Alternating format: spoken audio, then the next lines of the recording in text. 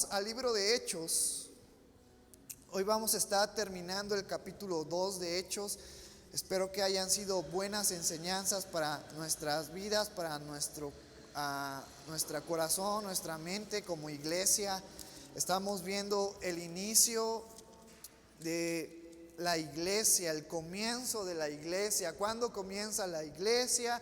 Cuando Jesucristo asciende a los cielos y los apóstoles se quedan y empiezan a trabajar. Particularmente en el estudio en teología, la iglesia comienza a partir del capítulo 2 con la venida del Espíritu Santo a los creyentes. Y vamos a ver en esta mañana de los capítulos 42 al 47, vamos a ver las actividades, las funciones que empezaba a hacer una iglesia, que nosotros la conocemos como la iglesia primitiva. Pero eso de primitiva no hace referencia a que eran nómadas o sedentarios, sino hace referencia a que era el origen, el inicio de la iglesia cristiana, de la iglesia que hoy tú y yo conformamos parte. Aunque solamente hay miles de iglesias, pero todos somos un cuerpo en Cristo. Y aquí vamos a ver el comienzo de ese cuerpo que se va a extender a lo largo de todos los continentes. Y hoy en el 2021 ha llegado al continente americano, ha llegado al país de México, y es nuestro deber seguir hablando de Cristo. Esa es parte de nuestra función como creyentes, que Cristo sea el centro de nuestras vidas. Que Cristo sea el centro de nuestros pensamientos, que Cristo sea el centro de nuestro hablar, que Cristo sea el centro de nuestras acciones.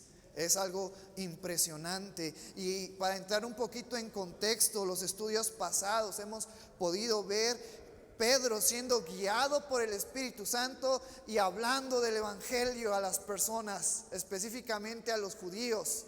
¿Cómo se conforma el Evangelio?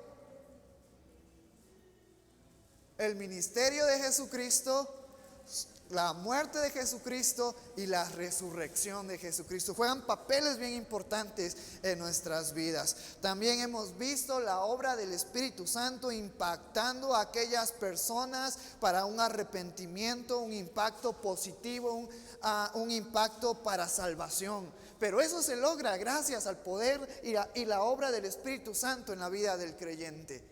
Queremos alcanzar gente, queremos que la gente venga a buscar de Dios. Necesitamos ser guiados por el Espíritu Santo para poder hacer un impacto a las personas. Y vamos al versículo 42, y te voy a invitar a que me acompañes en lectura del capítulo 2, versículo 42. Y fíjate lo que nos dice este primer versículo.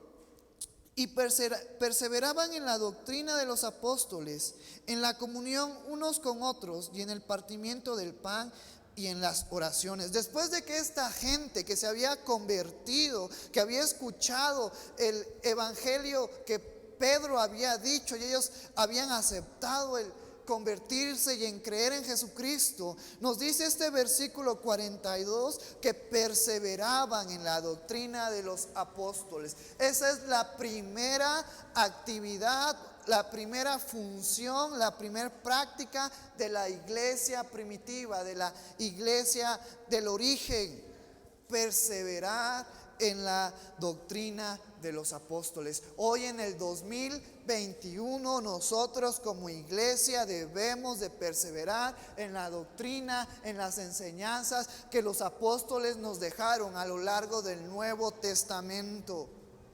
Fíjate lo que nos dice Efesios capítulo 2, versículo 19 al 22, hablando Pablo a la iglesia en Éfeso.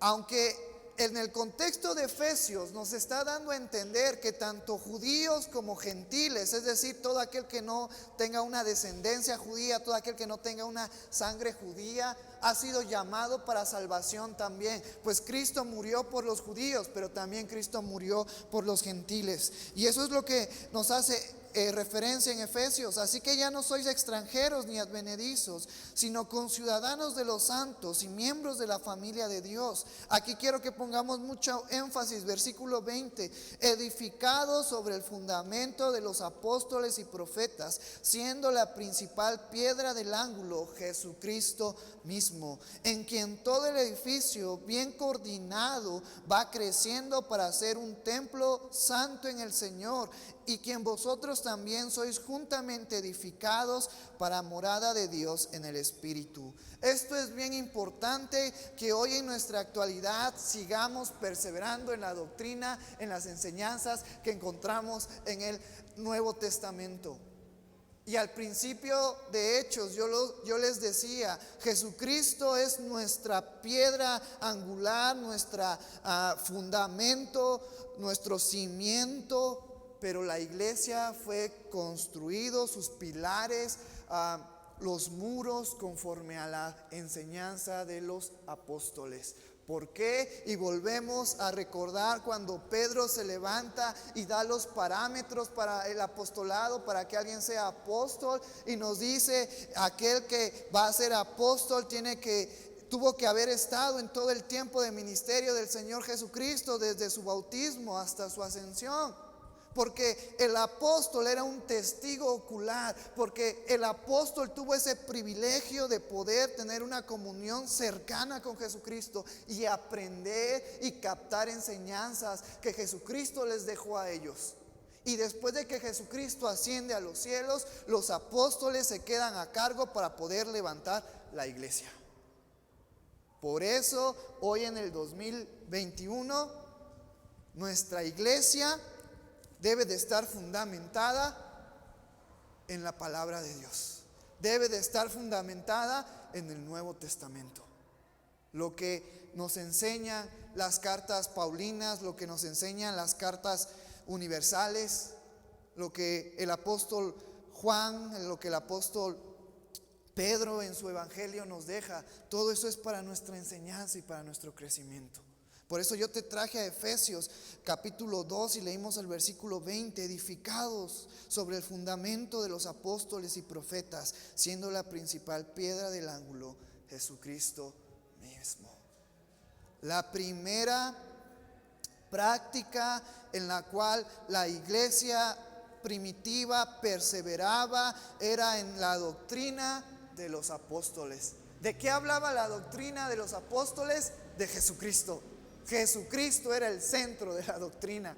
Jesucristo era el centro de las enseñanzas. Y lo acabamos de ver el domingo pasado con el evangelio que Pedro habla a aquellas personas. Pero también en este versículo 42 de Hechos nos dice que también la iglesia, los primeros creyentes, tenían comunión unos con otros.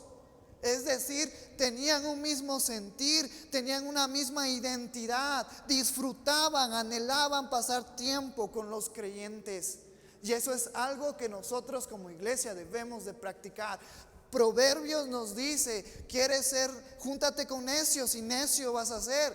¿Quieres ser sabio? ¿Quieres andar por buenos caminos? Júntate con buenos, júntate con sabios. Lo mismo es en la vida del creyente. Queremos permanecer firme, queremos seguir a Cristo, debemos de juntarnos con aquellos que tienen nuestra misma identidad.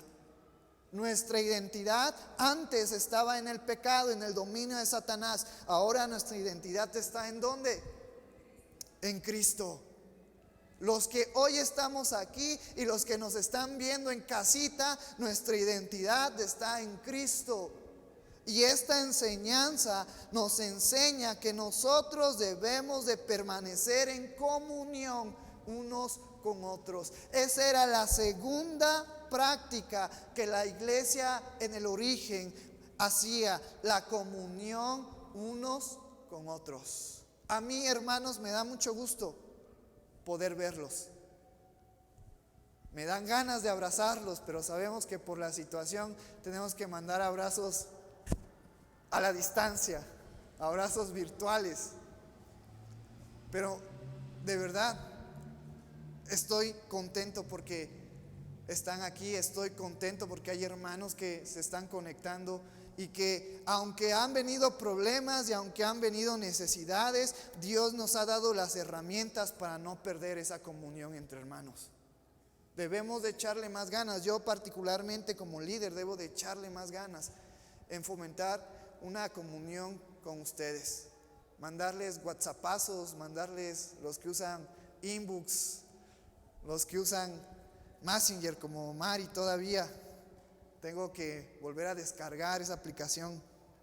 Pero debemos de continuar en comunión. Esto es bien importante, estar en comunión, porque al final de cuentas somos una familia. No nos sintamos solamente como personas que creemos en algo y ya. No, el Espíritu Santo nos une y nos hace una familia. Nos venimos de la misma sangre.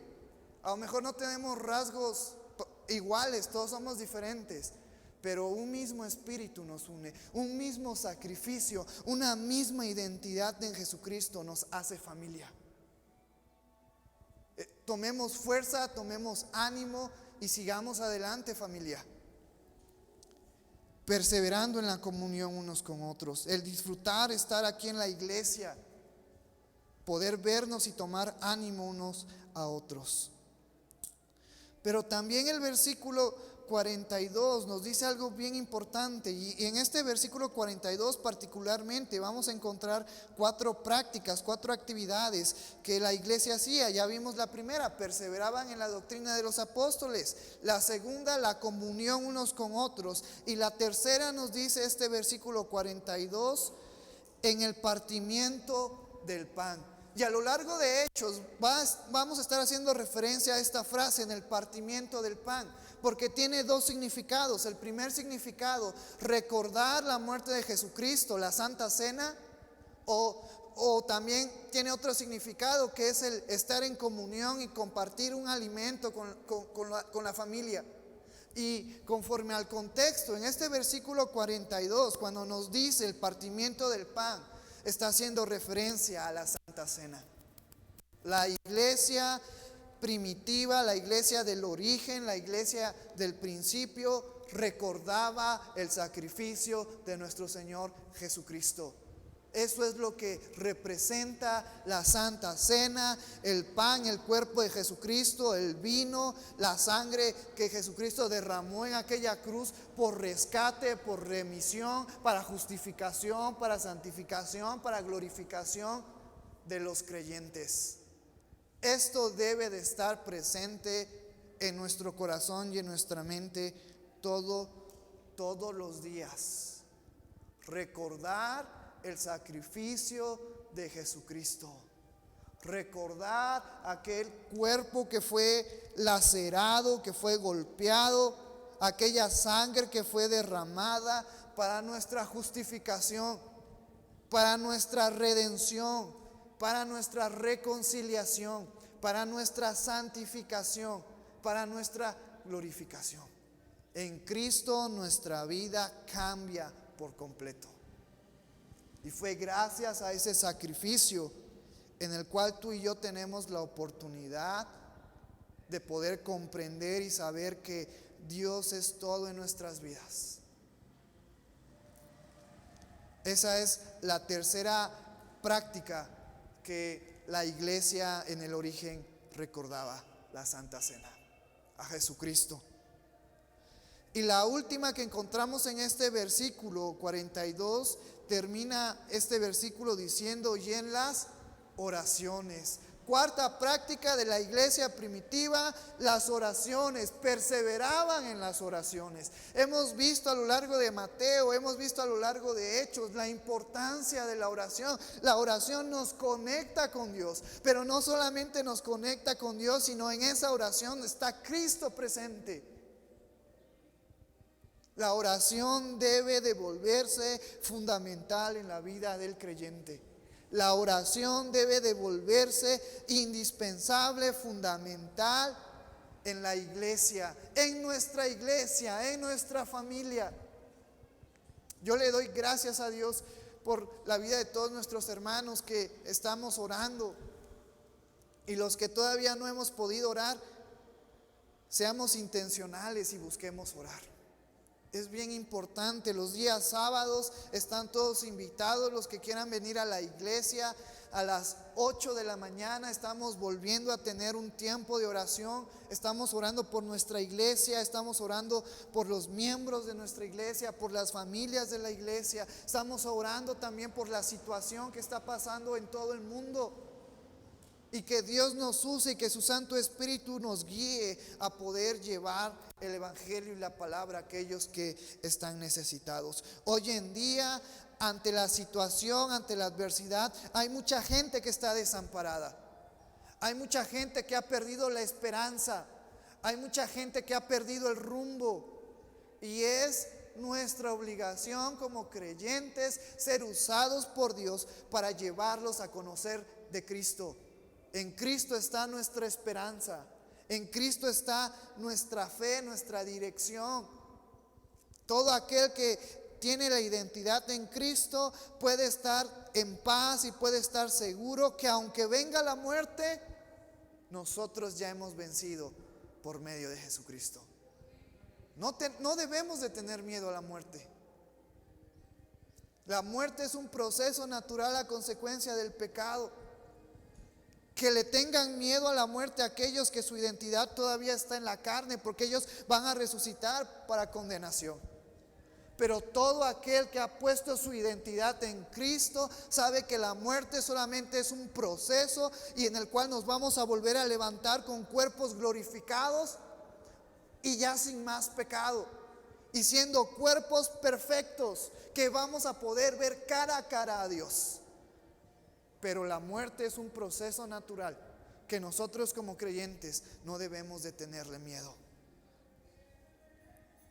Y parte de las oraciones fortalecen a la vida del creyente.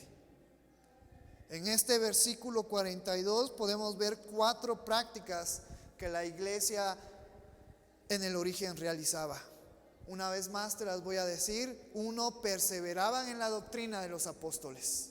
Su fundamento, Jesucristo, y a Jesucristo podemos encontrarlo y podemos conocerlo en la Biblia, en el Nuevo Testamento. La segunda, la comunión unos con otros. La tercera, en el partimiento del pan. Recordar a Jesucristo, recordar aquel cuerpo que fue lacerado, aquella sangre que fue derramada. Practicar con constancia la Santa Cena. Y la cuarta, perseverar en las oraciones como iglesia, como familia. Vamos al versículo 43 y nos dice el versículo 43: y sobrevino temor a toda persona, y muchas maravillas y señales eran hechas por los apóstoles. Mira lo que nos describe este versículo 43, el impacto causado hacia la sociedad. Ese impacto hizo que las personas, que la sociedad tuviera temor, fuera conmovida, pensaran bien qué era lo que estaba pasando, porque grandes cosas estaban pasando en la iglesia. Nos dice este versículo 43, muchas maravillas y señales eran hechas por los apóstoles, guiados por el Espíritu Santo. Y una vez más, de una manera clara, podemos ver que cuando el Espíritu Santo dirige nuestra vida, cuando el Espíritu Santo dirige a la iglesia, podemos impactar a la sociedad. Podemos cambiar, podemos impactar a una sociedad que está cada día más perdida y cada día más en pecado. Pero eso se logra con el poder del Espíritu Santo. Una vez más, y sobrevino temor a toda persona, y muchas maravillas y señales eran hechas por los apóstoles. Hoy en día falta eso en nuestra iglesia. Que seamos guiados por el Espíritu Santo y que lo que tú y yo hagamos sea correcto, y que a través de nuestras vidas y que a través de nuestra iglesia sucedan milagros, sucedan maravillas. Y yo en esta mañana te invito a que tú y yo le pidamos a Dios que seamos guiados por el Espíritu Santo para poder impactar a la sociedad, para poder impactar a aquellas personas que necesitan de Cristo. Parte de nuestro plan anual de este año es lograr eso, un mover del Espíritu Santo en nuestra iglesia, un mover del Espíritu Santo en nuestros líderes, un mover del Espíritu Santo en el grupo de alabanza, un mover en el Espíritu Santo de aquellos que vienen los días sábados a orar. ¿Lo vamos a lograr? Sí, lo vamos a lograr en Cristo, pero va a ser más fácil si tú y yo como familia nos unimos y trabajamos juntos y nos levantamos juntos. Y si sufrimos, sufrimos todos. Y si nos gozamos todos. Y si nos llenamos del Espíritu Santo, nos llenamos todos. Pero necesitamos tener comunión unos con otros. Necesitamos ser una familia. Vivirla, disfrutarla. Versículo 44 al 45. Fíjate cuál había sido el impacto causado en ellos mismos como creyentes. Que a mí este versículo me encanta, es uno de mis versículos favoritos. Fíjate lo que nos dice: todos los que habían creído estaban juntos y tenían en común todas las cosas, y vendían sus propiedades y sus bienes y los repartían a todos según la necesidad de cada uno. Tanto era su apego, tanto era su comunión, que veían a un hermano en necesidad, y esa necesidad ellos mismos la sentían, ellos mismos la sufrían. Y nos dice estos dos versículos que vendían sus propiedades y le daban a los hermanos conforme a su necesidad. Fíjate lo que nos dice Mateo capítulo 22, versículo 34 al 40, que tiene mucho que ver con esto. Mateo capítulo 22, versículo 34 al 40. Entonces los fariseos, oyendo que habían hecho callar a los saduceos, se juntaron a una, y uno de ellos, intérprete de la ley, preguntó por tentarle, diciendo: Maestro, ¿cuál es el gran mandamiento en la ley? Jesús le dijo: amarás al Señor tu Dios con todo tu corazón y con toda tu alma y con toda tu mente. Este es el primero y grande mandamiento. Y el segundo es semejante: amarás a tu prójimo como a ti mismo. De estos dos mandamientos dependen toda la ley y los profetas. El primer mandamiento y gran mandamiento: amar al Señor con todo nuestro ser. El segundo mandamiento: amar a nuestro prójimo como a nosotros mismos. Quinta acción que la iglesia en el origen realizaba: el amor hacia el prójimo. Pues fíjate cómo ellos veían la necesidad del hermano, y esa necesidad era trasladada en ellos, sentían la necesidad, se agobiaban por esa necesidad. Eso es amor al prójimo. No es solamente palabras bonitas y hermano, Dios te bendiga. Pero cuando el hermano está en necesidad, nos hacemos de la vista ciega. Eso es una hipocresía. Porque el amor al prójimo lo está describiendo en Hechos capítulo 43, 44, 45. Ver la necesidad de mi hermano y no me importe vender todos mis bienes con tal de ayudar a mi hermano. Eso es amor al prójimo. Es algo increíble. ¿Cuántos de nosotros estamos amando a nuestro prójimo? ¿Cuántos de nosotros nos estamos amando unos a otros? Procuremos que nuestro amor sea sincero. Procuremos que cuando nuestro hermano esté en necesidad y si yo puedo ayudarlo, lo hagamos. No lo dudemos. Ayudémonos unos a otros.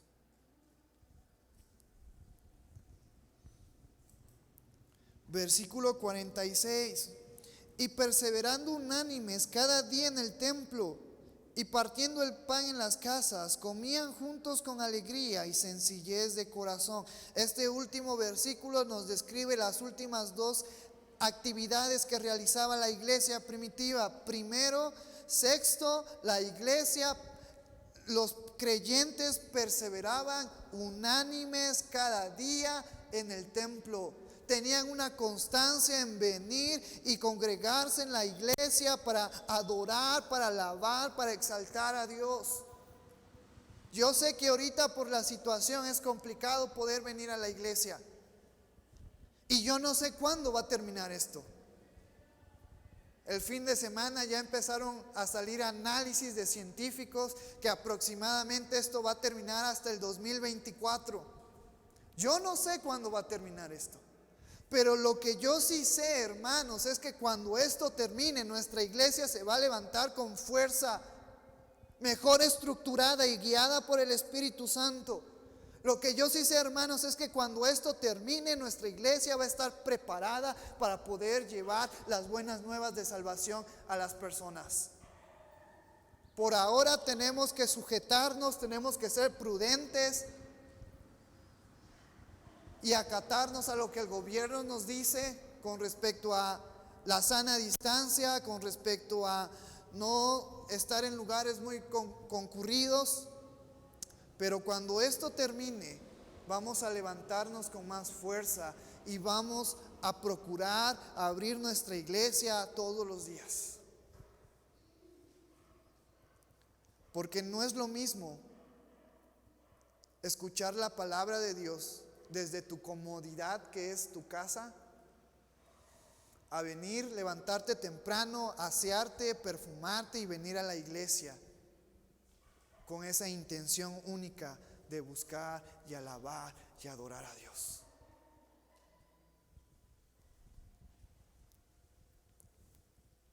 Y la última acción que podemos encontrar en estos versículos, una vez más nos dice partimiento de pan. Ya no está haciendo referencia ahora a la Santa Cena, sino a tener una comida en común, en poder tener comunión, tener tiempo de convivencia. Y lo que me llama la atención en este versículo es, fíjate, comían juntos con alegría y sencillez de corazón. Comían juntos con amor, con paz, con gozo, con tranquilidad. Te soy sincero, yo extraño nuestras tardes de convivencia después del servicio.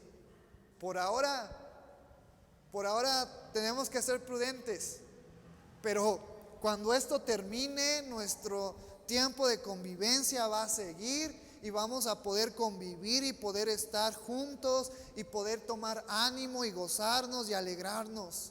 Y la iglesia estaba trabajando y la iglesia estaba activa y los hermanos estaban involucrados. Y mira lo que nos dice el versículo 47. Alabando a Dios y teniendo favor con todo el pueblo, y el Señor añadía cada día a la iglesia los que habían de ser salvos. A través de nuestras acciones podemos alabar a Dios.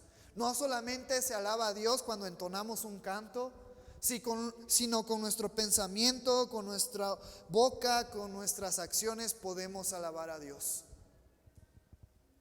Yo quiero que nuestra vida como creyentes, que nuestra vida en Cristo sea un canto de alabanza, un himno de gratitud a Dios por enviar a Jesucristo.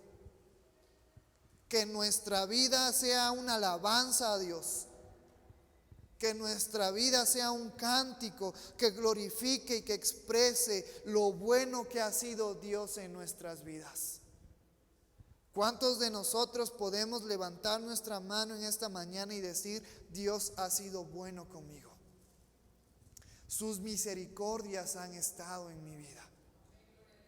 Que nuestra vida, hermano, a partir de hoy sea una alabanza, sea un himno de gloria por lo que Dios ha hecho en nuestras vidas. Y nos dice segunda parte de este versículo: y el Señor añadía cada día a la iglesia los que habían de ser salvos. Nosotros debemos de enfocarnos en trabajar, en fortalecer nuestros lazos como familia, como iglesia, y Dios se va a encargar de traer gente a la iglesia, y Dios se va a encargar de llenar a la iglesia, y Dios se va a encargar de traer gente que tiene necesidad, que tiene aflicción, que necesita huir de Él. Pero todo comienza con una iglesia bien estructurada, con una iglesia en familia. Y es lo que en este año nuestras oraciones del pastor Antonio, la oración de los líderes, es volver a fortalecernos, volver a reestructurar nuestra iglesia. Y cuando esto termine, estar preparados, estar listos para poder recibir a personas necesitadas en la iglesia. Y el Señor añadía cada día a la iglesia los que habían de ser salvos. En estos versículos, del versículo 42 al versículo 47, encontramos los primeros pasos de la iglesia, las primeras actividades de la iglesia. La primera, perseveraban en la doctrina de los apóstoles. La segunda, la comunión unos con otros. La tercera, la Santa Cena. La cuarta, permanecían en las oraciones. La quinta, amor hacia el prójimo. La sexta, perseveraban unánimes cada día en el templo, buscando de la comunión con Dios.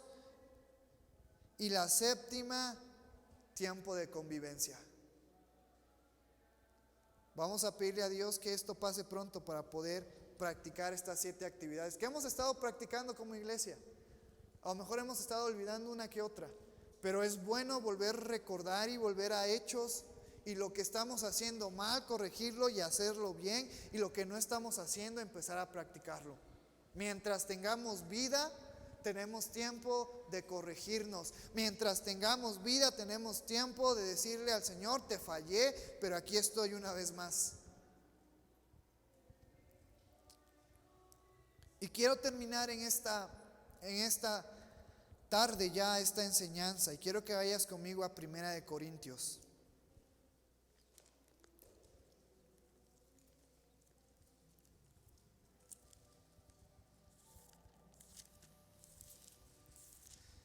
Primera de Corintios capítulo 11,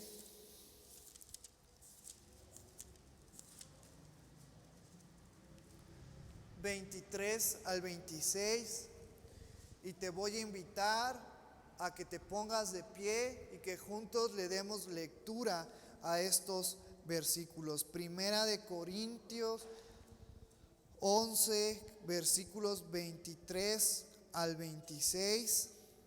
¿Ya lo tienes?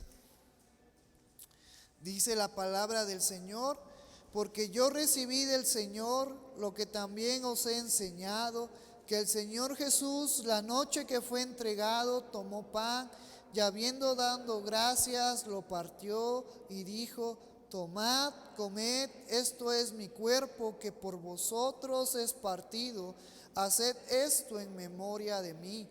Asimismo tomó también la copa después de haber cenado, diciendo: esta copa es el nuevo pacto en mi sangre. Haced esto todas las veces que la bebiereis en memoria de mí. Así pues, todas las veces que comiereis este pan y bebiereis esta copa, la muerte del Señor anunciáis hasta que Él venga. Puedes tomar tu lugar, y van a estar pasando en estos momentos un pedazo de pan, un poco de jugo, y vamos a recordar el sacrificio de nuestro Señor Jesucristo. Y yo quiero que mientras a los chicos pasan, yo quiero que tú hagas memoria, que reflexiones y recuerdes lo que Dios ha hecho en tu vida, la misericordia que Dios ha tenido para contigo, la misericordia que Dios ha tenido para con nuestra iglesia. Que recordemos cada día, cada instante, que nosotros somos indignos de poder llegar ante la presencia de Dios, que nosotros somos imperfectos y que por nuestra propia fuerza y que por nuestro propio ser no hay manera de poder llegar a Dios y de agradar a Dios. Tuvo que venir Jesucristo, tuvo que dar su cuerpo, tuvo que morir en aquella cruz para darnos la oportunidad de acercarnos al Padre. Eso es lo que vamos a recordar de una manera intencional en esta mañana, que gracias a Jesucristo nuestra vida ha sido cambiada, nuestra vida ha sido transformada. Y que no es por mis fuerzas, ni es por mi conocimiento, sino es por la gracia que me fue dada gracias al sacrificio de Jesucristo. Si ya tienes tu pan, tu jugo, ponte de pie.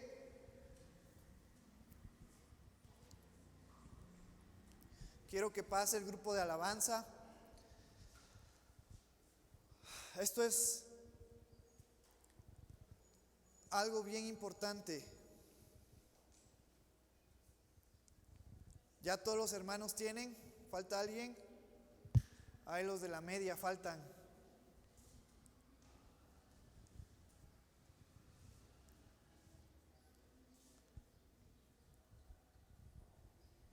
Vamos a esperar a que todos tengan.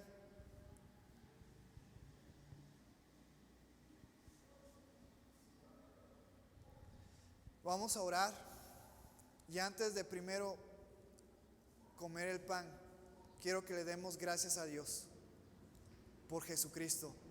Recordemos el dolor, el precio que sufrió en aquella cruz, ese cuerpo lacerado, lastimado por nuestra redención, por nuestra justificación, por el perdón de nuestros pecados. Padre que estás en el cielo, santificado sea tu nombre, Señor. Hoy en esta hermosa tarde venimos ante ti recordando la muerte de nuestro Señor Jesucristo, recordando y dándote gracias por enviarlo. Señor, perdónanos por nuestras faltas, perdónanos por nuestras fallas, perdónanos por nuestra rebeldía, por nuestro miedo y por nuestro temor. Y hoy en esta tarde, Señor, recordamos el sacrificio de nuestro Señor Jesucristo. Hoy en esta tarde recordamos ese cuerpo que fue lastimado, que fue lacerado, que fue golpeado, que fue escarnecido, Señor, por nuestra culpa, por nuestro pecado, por nuestra desobediencia.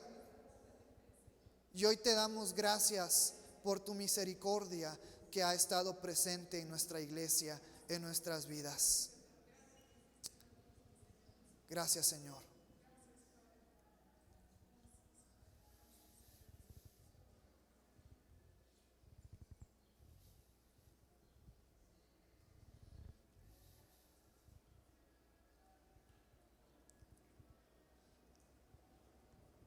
Señor, una vez más en esta tarde tenemos, Señor, esta bebida, este jugo de uva que representa la sangre derramada en aquella cruz por nuestro rescate.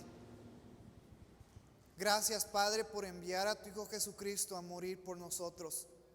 Gracias, Señor, porque en Él tenemos la esperanza, en Él tenemos la oportunidad de llegar ante tu presencia, de poder ser transformados y llevar una identidad en Cristo. Gracias, Señor, porque hemos sido cambiados, porque hemos sido transformados, porque hemos sido renovados en nuestro Señor Jesucristo.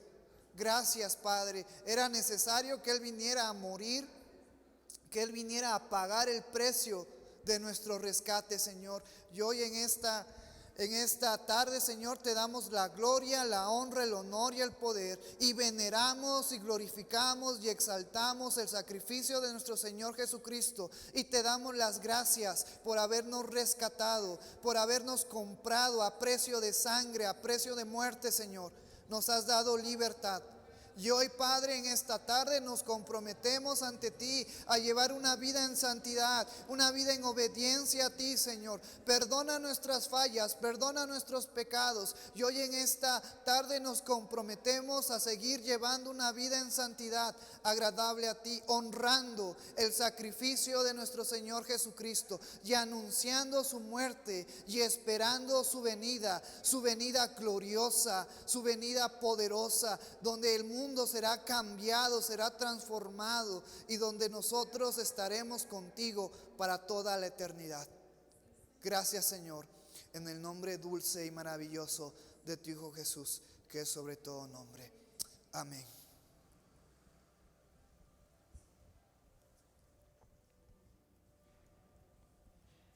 ¿Por qué no en esta tarde, con todo nuestro corazón, entonamos este último?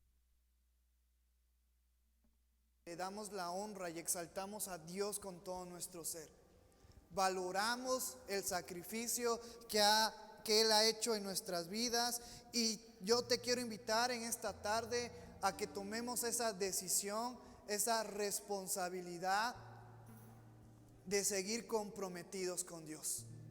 Seguir buscándole, seguir añorándole, seguir amándole con todo nuestro corazón. Pues ¿a dónde más iremos si solamente Él tiene palabras de vida y Él es nuestra esperanza? Vamos a cantarle con todo nuestro corazón. Hermanos, ¿por qué no en esta hora le cantamos con alegría? Como en su palabra dice que todos estaban unánimes compartiendo el pan y todos se ayudaban unos a otros. En esta hora queremos darle las gracias a Dios porque ya somos sus hijos, porque ya Él nos compró con su sangre, porque ya Él pagó el precio por la vida de cada uno de nosotros. Y en esta hora queremos confesar que somos sus hijos, que estamos ahí presentes, a donde quiera que nosotros estemos, Él está ahí presente en nuestras vidas. Amén.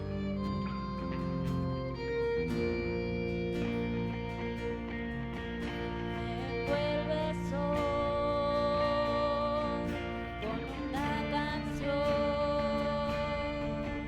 melodía de tu amor. Cantas libertad en mi adversidad hasta que huya el temor.